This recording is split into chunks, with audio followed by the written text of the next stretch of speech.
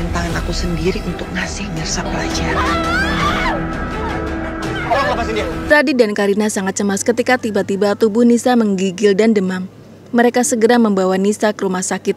Bahkan Radit tidak mau diantarkan oleh Bang Markum karena dia ingin mengantarkan Nisa sendiri bersama dengan Karina. Ini pasti ada hubungannya sama ibu kandung. Bang Markum menduga Nisa mendapatkan firasat buruk tentang Mirsa, mama kandungnya. Ibu kandungnya. Hubungan ibu sama anak itu nggak bisa dibohongin. Uninya tentu saja langsung memarahinya dan memintanya untuk tidak bicara sembarangan. Dia takut pembicaraan mereka didengar oleh Pak Pramana. Pak Pramana tidak boleh tahu bahwa Mirsa ada di Jakarta. 7 tahun lebih aku baru lihat wajah yang begitu aku rindukan. Ternyata perjalanan Radit di rumah sakit terjebak dalam kemacetan yang begitu panjang. Dia pun turun dari mobilnya untuk mengecek apa sebenarnya yang menyebabkan jalanan begitu macet. Doa-doaku hari ini dikabulkan Allah. Dia sangat panik dan ingin segera sampai ke rumah sakit karena demam yang dialami oleh Nisa semakin tinggi.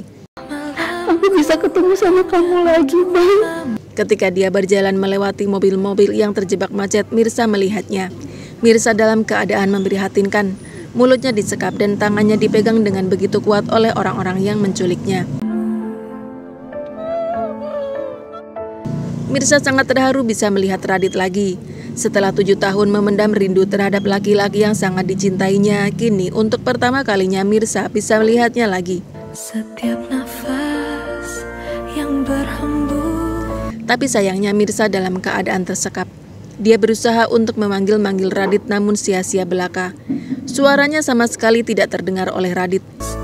Hanya untuk Suara Mirsa tercekat dan tidak bisa menembus kaca mobil yang begitu tebal. tak ada ruang. Apalagi Radit yang begitu panik sama sekali tidak memperhatikan keadaan sekitarnya. Pupus sudah harapan Mirsa untuk bisa bertemu dengan Radit. Aku mau kasih laporan. Target udah sama kita. Aku nggak perlu ngotorin tangan aku sendiri untuk... Ranti ingin tahu bagaimana kondisi orang yang diculik oleh para penjahat untuk diambil organ tubuh yang akan didonorkan pada Aurel. Ranti terkejut begitu mengetahui ternyata orang itu adalah Mirsa.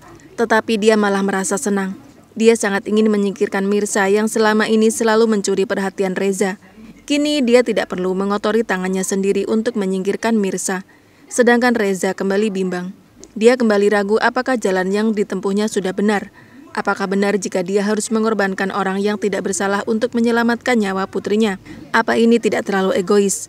Dan Aurel pun pasti tidak akan setuju jika papanya melakukan hal sekeji itu untuk menyelamatkan nyawanya.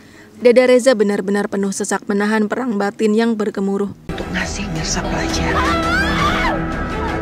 Akhirnya Reza tidak sanggup jika harus berbuat kriminal. Dia pun mengejar para penculik yang sudah membawa Mirsa ke perbatasan. Mirsa sendiri terus berteriak-teriak meminta tolong dan minta untuk dilepaskan. Tetapi Mirsa benar-benar tidak sanggup melawan mereka. Reza akhirnya bertemu dengan para penculik yang membawa Mirsa. Dia berteriak dan meminta mereka untuk berhenti. Mirsa sedikit lega. Setidaknya ada harapan baginya untuk bisa selamat. Mirsa masih ingin bertemu dengan Radit dan putrinya. Dia sangat ingin terlepas dari para penjahat yang menculiknya.